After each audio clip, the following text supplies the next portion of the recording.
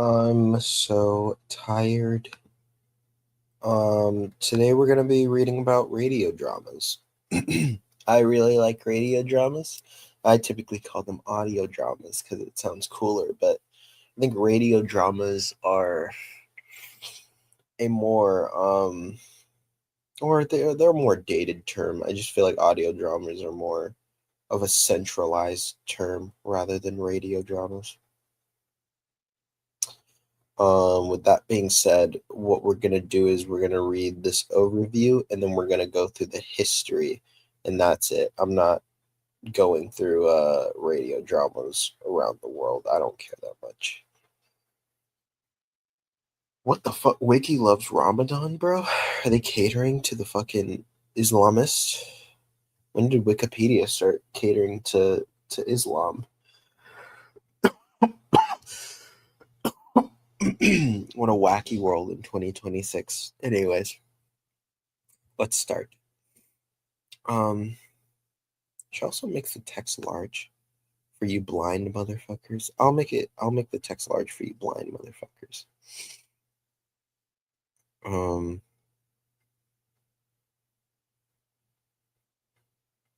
Radio drama or audio drama, audio play, radio theater, or audio theater is a dramatized, purely acoustic performance. With no visual component, radio drama depends on dialogue, music, and sound effects to help the listener imagine the characters and story. It is auditory in the physical dimension, but equally powerful as a visual force in the psychological dimension. True. True. Who the fuck made that quote? I'm gonna write that down, Loki. It is auditory in the physical dimension, but equally powerful as a visual force in the psychological dimension.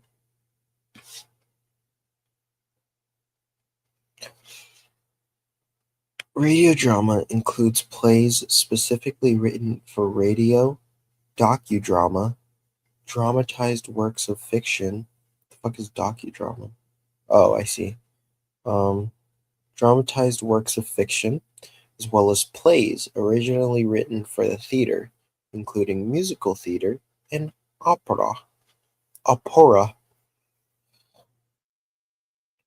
Radio drama achieved widespread popularity within a decade of its initial development in the 1920s.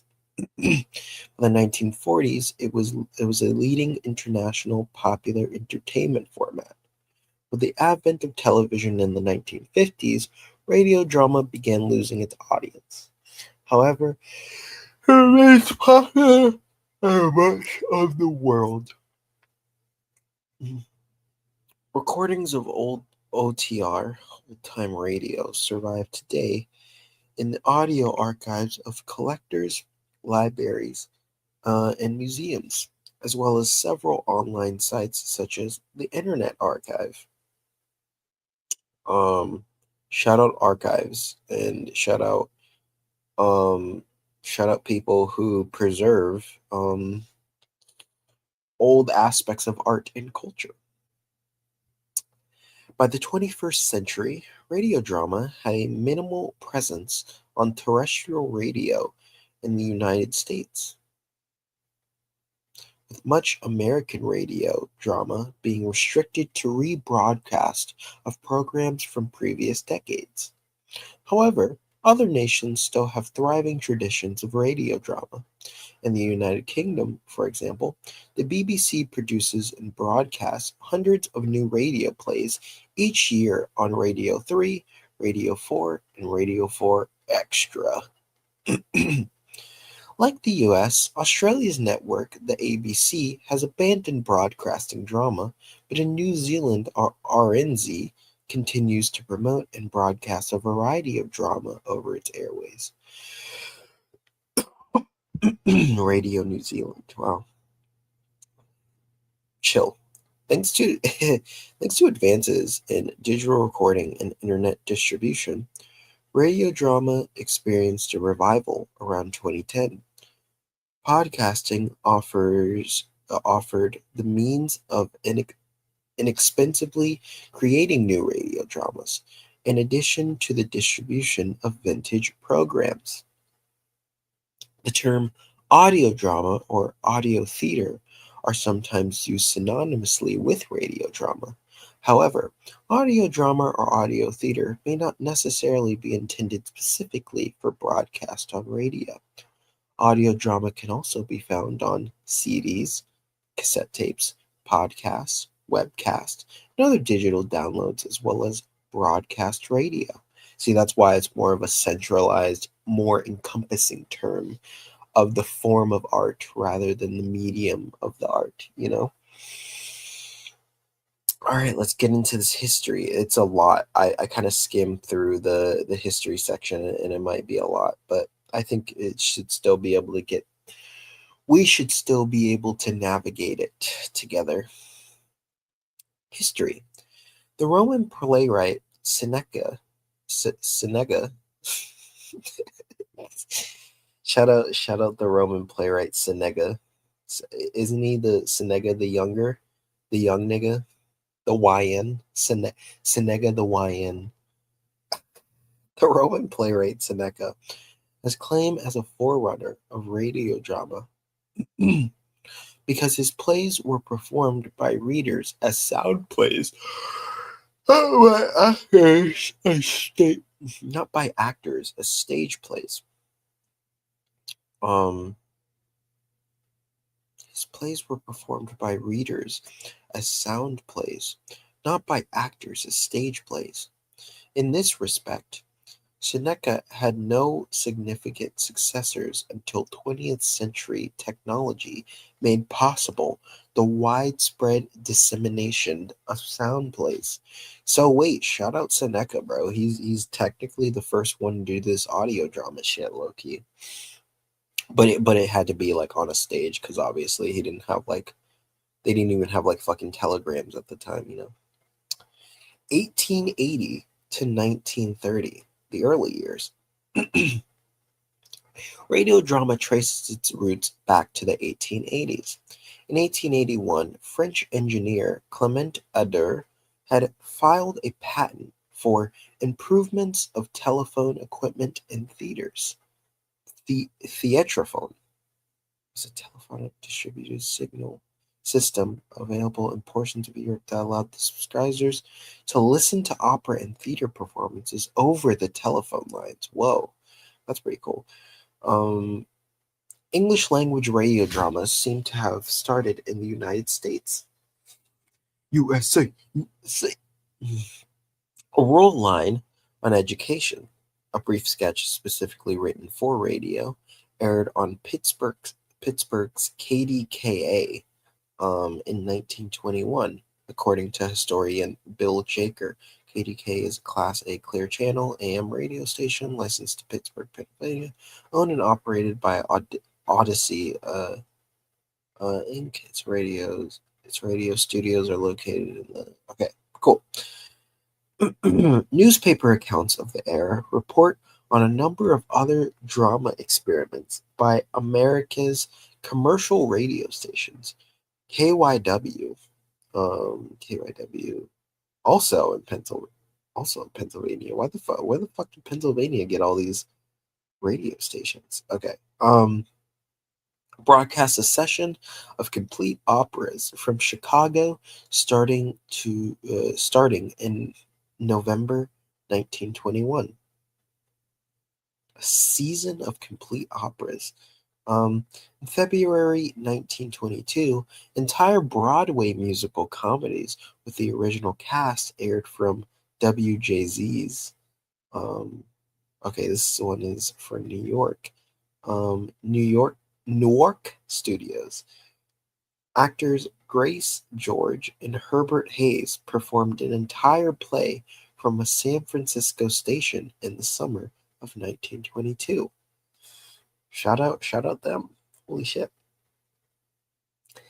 An impromptu turning point in radio drama came when, oh God, Schenectady, Schenectady, oh yeah, Schenectady, New York, Schenectady, New York's WGY.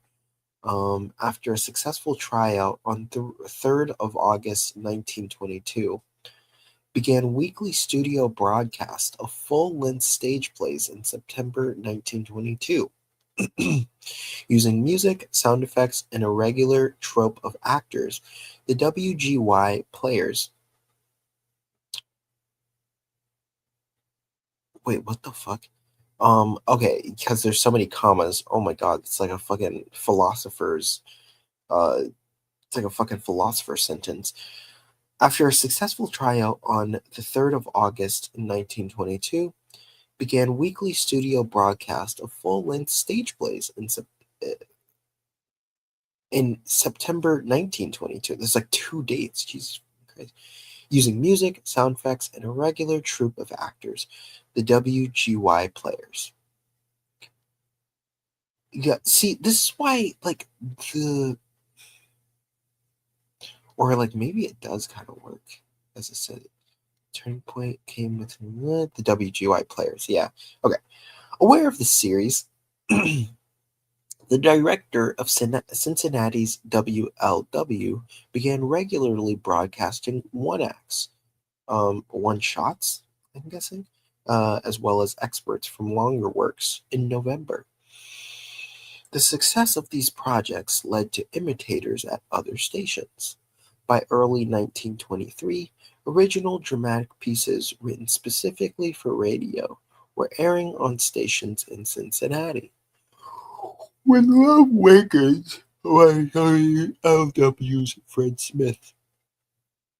Philadelphia, The Secret Wave by Clyde A. Criswell, and Los Angeles, At Home over KHW.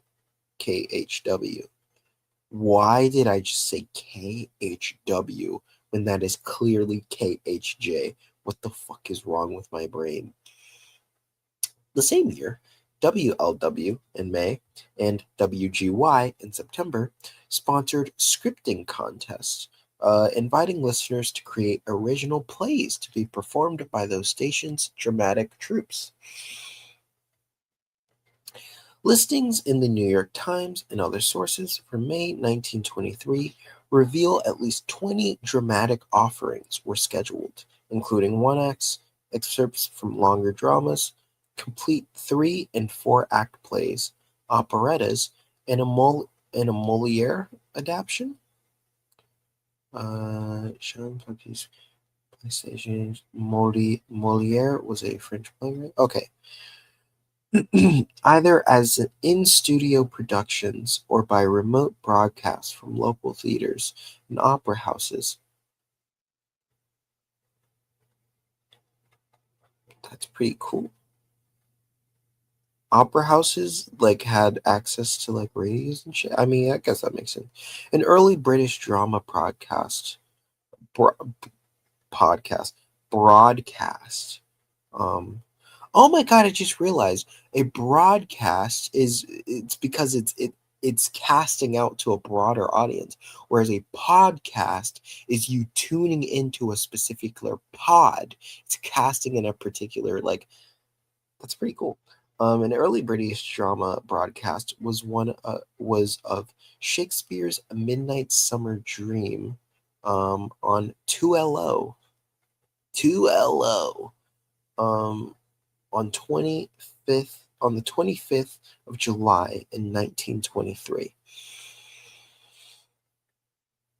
Serious study of American radio drama of the 1920s and the early 1930s is at best very limited. Unsung pioneers of the art include WLW's Fred Smith, Freeman Godston, and Charles Correll, which popularized the dramatic serial. The Every Ready Hour creative team, which began with one-act plays but was soon experimenting with hour-long combinations of drama and music on its weekly variety program. The various acting troupes Stations like WLW, WGY, KGO, and a number of others, frequently run by women like Helen Schuster Martin and Wilson Church. Um, Early network continuity writers like Henry Fisk Carlton, William Ford Manley, and Don Clark, producers and directors like Clarence Menser and Gerald Stopp, and a long list of others who were credited at the time with any number of innovations, but who are largely forgotten and undiscussed today. Elizabeth McLeod, okay, whatever. Elizabeth McLeod's 2005 book on Godsden and Corel's early work is a major exception, as in Richard J's hand as is Richard J. Hand's 2006 study of horror radio, which examined some programs from the late 1920s and early 1930s.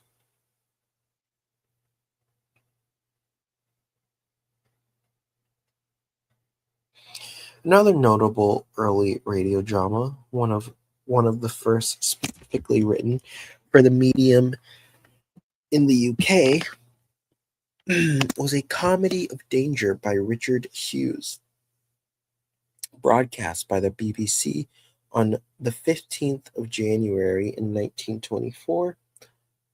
Um, about a group of people trapped in a Welsh coal mine. One of the earliest and most influential French radio plays was the prize-winning Marimoto Seaquake by Gabriel Germanet. Germanet? It's like French. Oh yes, French. So Gabriel Germanet and Pierre Cousy, which presents a realistic account of a sinking ship before revealing that the characters are actually actors rehearsing for a broadcast. Whoa. Translated and broadcast in Germany and England by 1925, the play was originally scheduled by Radio Paris to air on the 23rd of October 1924. I hate this fucking format that they're. Is this some fucking European fuck putting this dating format on this article? Um, Sorry. The plan was originally scheduled by Radio Paris to air on the 23rd October of 1924. 23rd of October in 1924, but was instead banned from French radio until 1937, because the government feared that the dramatic SOS messages would be mistaken for genuine distress signals. Oh, we're leading up to the War of the Worlds controversy, aren't we? In 1951, American writer and producer Arch Obler suggested that all these fucking names, I swear.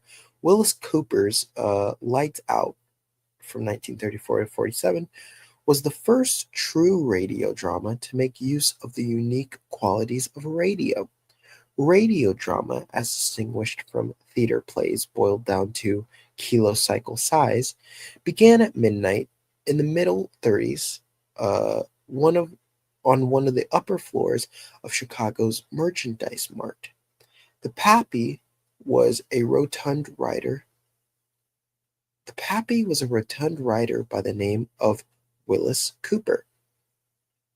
Though the series is often remembered solely for its gruesome stories and sound effects, Cooper's scripts for Lights Out were later recognized as well written and offered innovations seldom heard in early radio dramas, including multiple first person narrators, stream of consciousness monologues, and scripts that contrast a duplicitous character's internal monologue and his spoken words.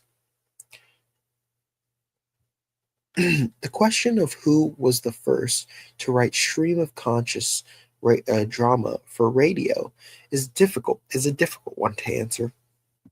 By 1930, Tyrone Guthrie um, had written plays for the BBC like Matrimonial News, which consist entirely of the thoughts of a shop girl awaiting a blind date, and The Flowers Are Not For You to Pick, which takes place inside the mind of a drowning man, Jesus. After they were published in 1931, Guthrie's plays aired on the American networks. Around the same time, Guthrie himself also worked for the Canadian National Railway radio network, producing plays written by Merrill Dennison that used similar techniques. A 1940 article in Variety credited a 1932 NBC play, Drink Deep, by Don Johnson, as the first stream of consciousness play written for American radio. The climax of Lawrence Holcomb's 1931 NBC play Skyscraper also uses a variation of the technique, so that the listener can hear the final thoughts and relived memories of a man falling to his death from the title building. Wait, these sound fire as fuck. Like one about a drowning man and one about someone falling to their death.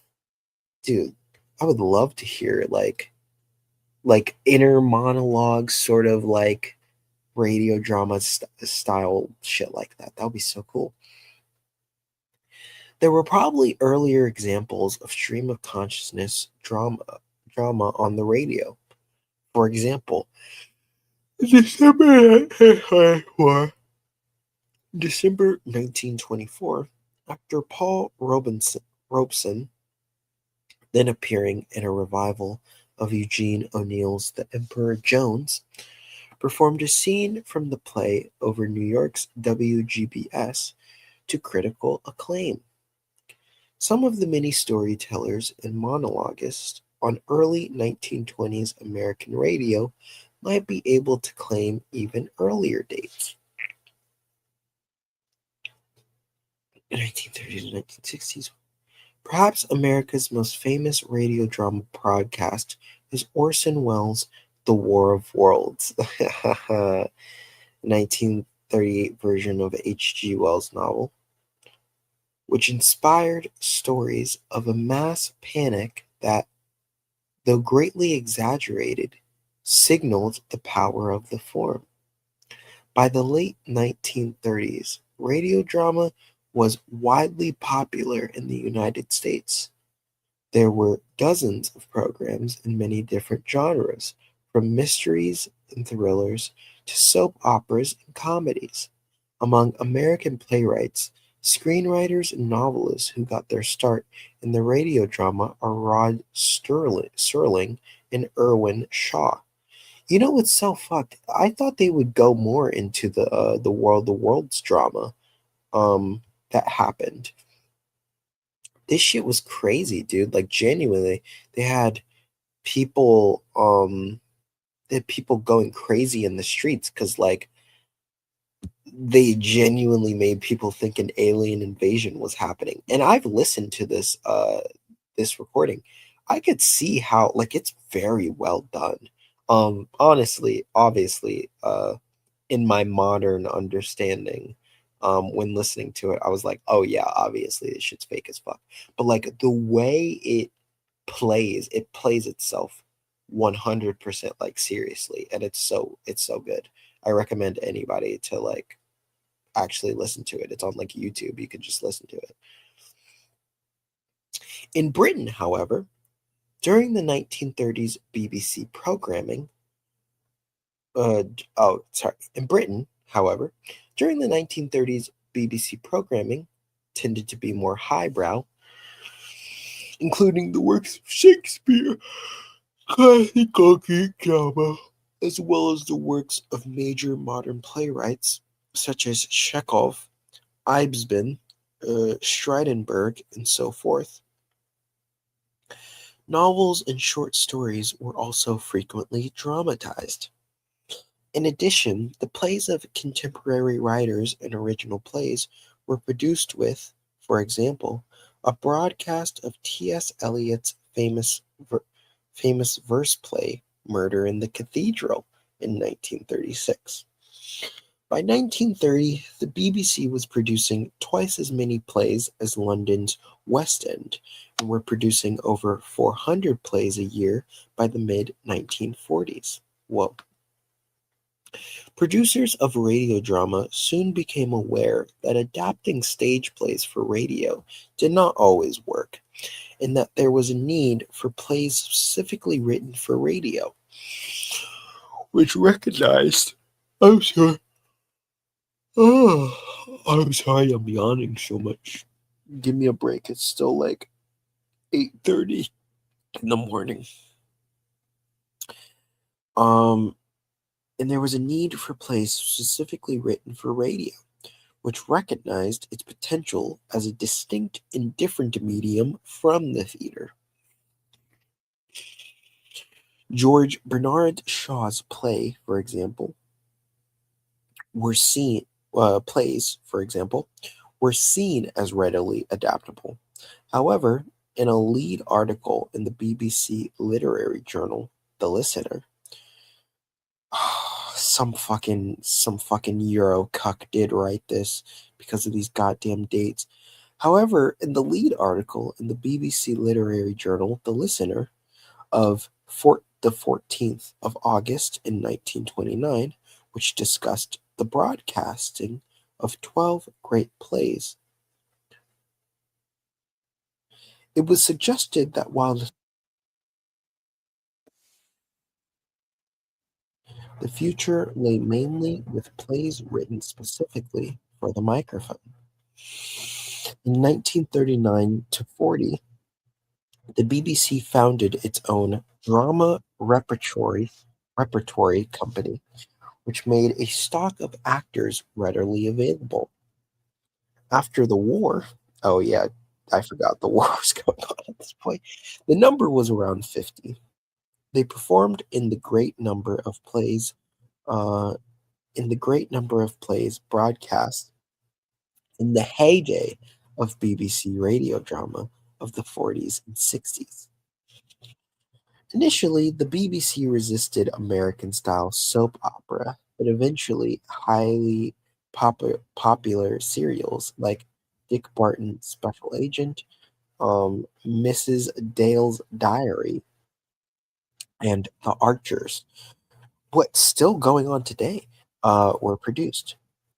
The Archers, still running as of July 2024. I wonder if it's still running now. Is the world's longest running soap opera with a total of over 18,400 episodes. Bro, they are milking that shit.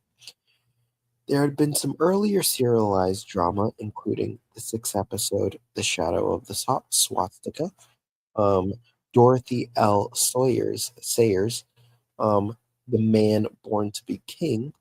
Is that a religious thing? Sounds like a religious thing. Is based on the life of Jesus. Yeah, in 12 episodes.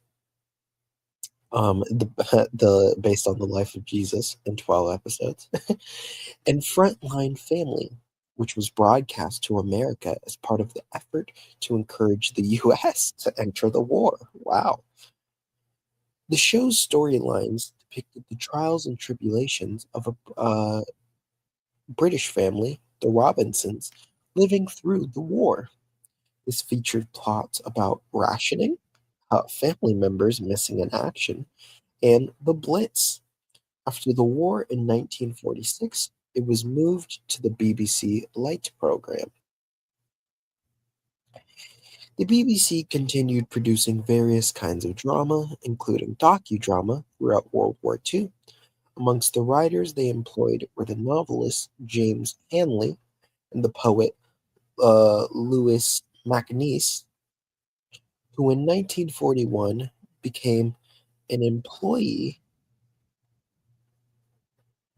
of the BBC's.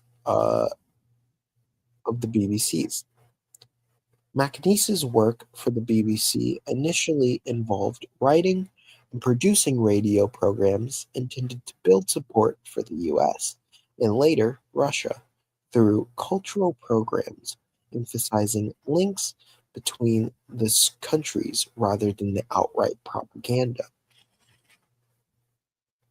By the end of the war, Macnise had written well over 60 scripts for the BBC, including Christopher Columbus, um, which starred Laurence Olivier, The Dark Tower, and the six-part radio adaptations of Goethe's Goeth's Go is it Goeth's Wolfgang von Goethe's uh, Faust.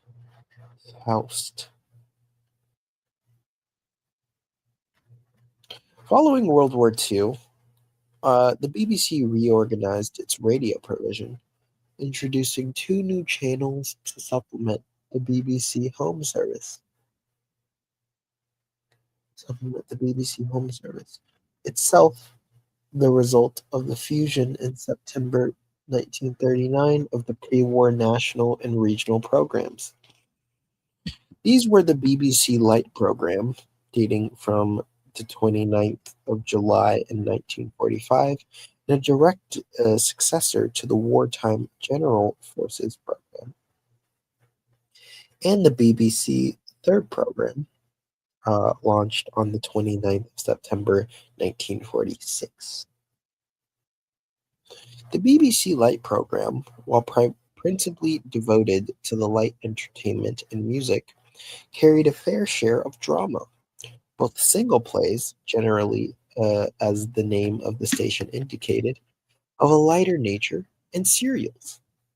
In contrast, the BBC Third program, destined to become one of the leading cultural and intellectual forces in post-war Britain, specialized in heavier drama, as well as the serious music, talks, and other features which made up its content.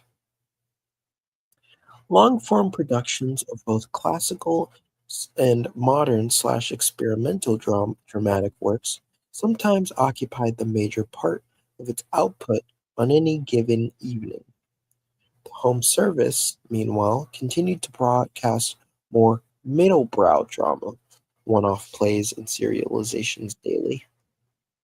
Jesus, oh my God, we still have so much to go through. Oh my God. Ah. Sorry, that's my place.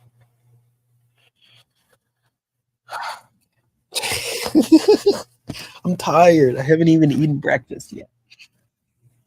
Oh my God. Paste down. The high watermark for BBC Radio was the 1950s and the 1960s. During this period, many major British playwrights either effectively began their careers with the BBC or had works adapted for radio. Most of playwright Carl Churchill's early experiences with professional drama production were as a radio playwright, and starting in 1962 with The Ants, she wrote 9 productions with BBC radio drama up until 1973, when her stage work began to be recognized at the Royal Court Theatre.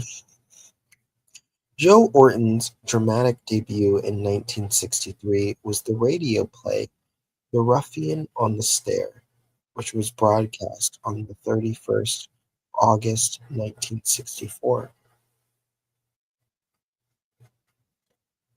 Tom Stoppard's first professional production was in the 15-minute Just Before Midnight program on BBC Radio, which showcased a new dramatist. Um, John Mortimer made his radio debut as a dramatist in 1950. But this adaptation uh, with his adaptation of his own novel, like Men Betrayed, for Men Betrayed, for the BBC Light program. That doesn't sound like it belongs on the Light program, but I think in the last, they were talking about um,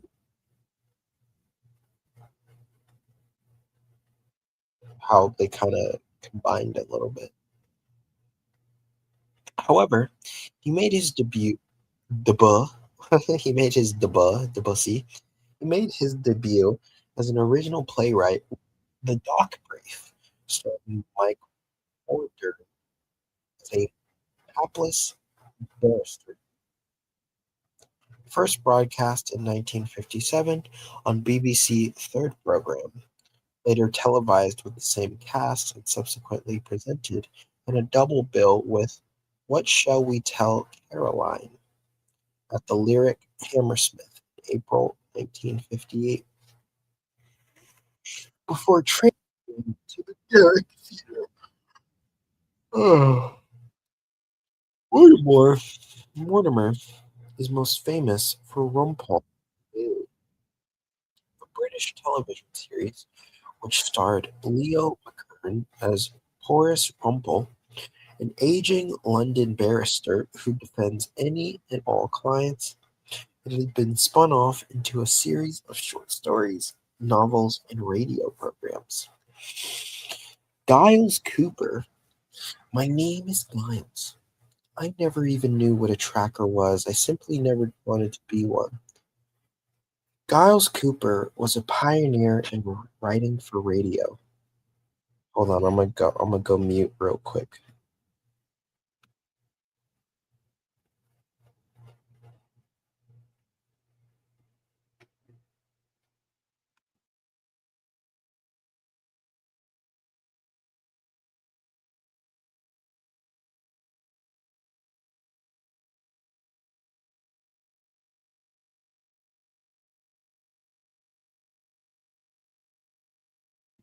Um,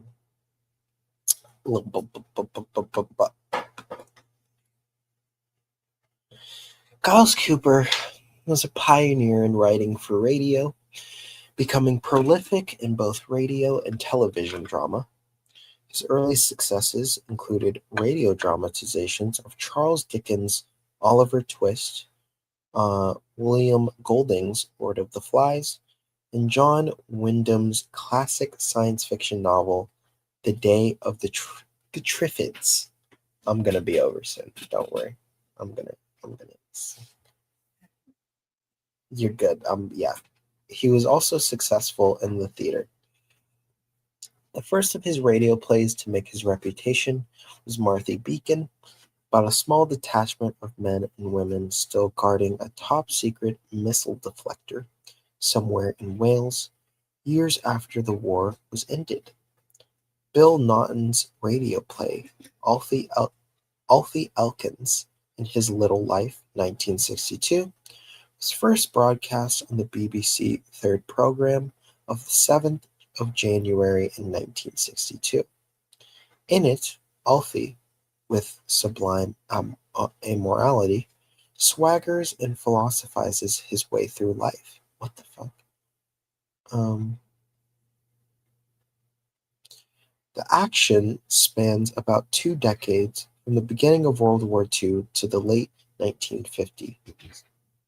In 1964, Bill Naughton turned into a stage play, which was put on at London's Mermaid Theatre. Later, he wrote the screenplay for a film version, Alfie, starring Michael Caine. Okay. Oh, I could. Okay. Fuck.